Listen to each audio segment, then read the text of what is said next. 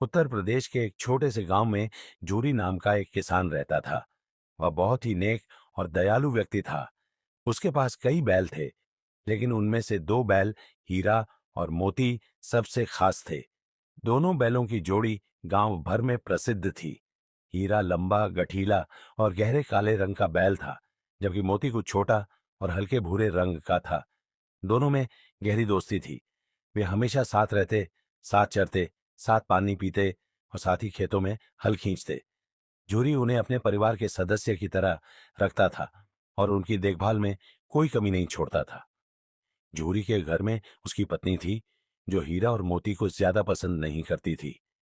उसे लगता था कि जूरी इन बैलों पर जरूरत से ज्यादा ध्यान देता है।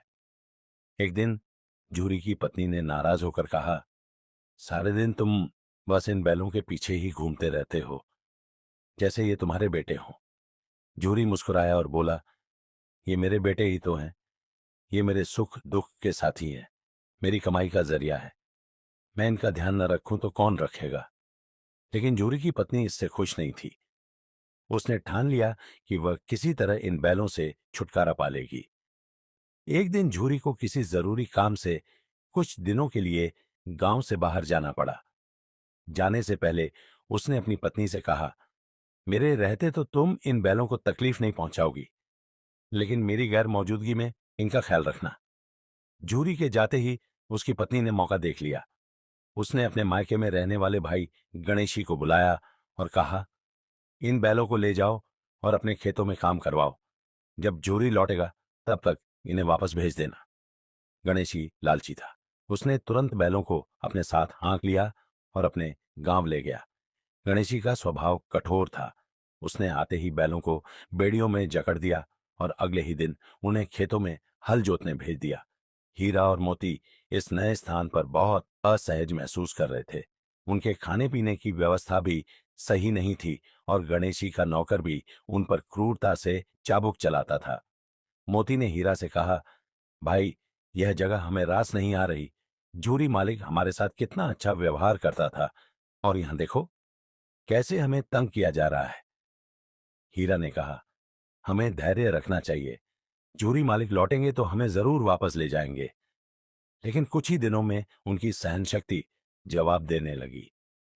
गणेशी का नौकर अक्सर भूखा ही खेतों में काम करवाता था और छोटी छोटी गलतियों पर उन्हें बुरी तरह पीटता था। हीरा और मोती अब और सहन नहीं कर सकते थे। उन्होंने तय किया कि अब उन्हें खुद ही अपनी आजादी की लड़ाई लड़नी होगी। एक रात जब सभी लोग सो रहे थे, हीरा ने मोती से कहा, भाई, अब और नहीं, हमें यहां से भागना होगा। मोती सहम गया। अगर पकड़े गए तो? हीरा ने उत्तर दिया, तो फिर मारी तो पड़ेगी, लेकिन क्या हम बिना लड़े ही हार मान लें? मोती ने सिर हिलाया और कहा, चलो, भाग चलते हैं। उन्होंने अपने पैरों से जमीन को खुरचकर हल्की मिट्टी हटाई और धीरे धीरे रस्सी को चबाकर काट दिया। जब रस्सी पूरी तरह कट गई तो दोनों ने धीरे धीरे दरवाजा धक्का देकर खोला और चुपचाप खेतों की ओर भागने लगे। रात के अंधेरे में भागते हुए उन्हें कई मुश्किलें आईं।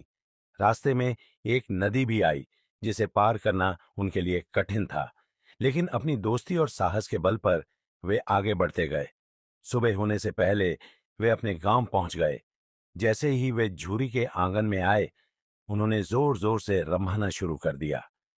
झूरी, जो उसी समय वापस लौटा था, ये देखकर हैरान रह गया। वह दौड़कर आया और अपने प्रिय बैलों को गले से लगा लिया। उसकी आंखों में आंसू थे। उसने बैलों के शरीर पर पड़ी चोटों को देखा और गुस्से में अपनी पत्नी से कहा, तुमने मेरे सबसे अच्छे साथियों के साथ ऐसा क्यों किया? जूरी की पत्नी को अपनी गलती का एहसास हुआ और उसने सिर झुका लिया। जूरी ने हीरा और मोती का पूरा ध्यान रखा। उसने उनकी चोटों पर मरहम लगाया और उन्हें पहले से भी ज्यादा अच्छा भोजन दिया। गांव के लोगों को जब यह कहानी पता चली तो वे भी हीरा और मोती की हिम्मत की तारीफ करने लगे। सभी ने कहा कि ये बैल सिर्फ जानवर नहीं, बल्कि इंसानों से भी ज्यादा वफादार और बहादुर हैं। इसके बाद जूरी ने तय किया कि वह कभी भी अपने बैलों को किसी के भी पास नहीं भेजेगा।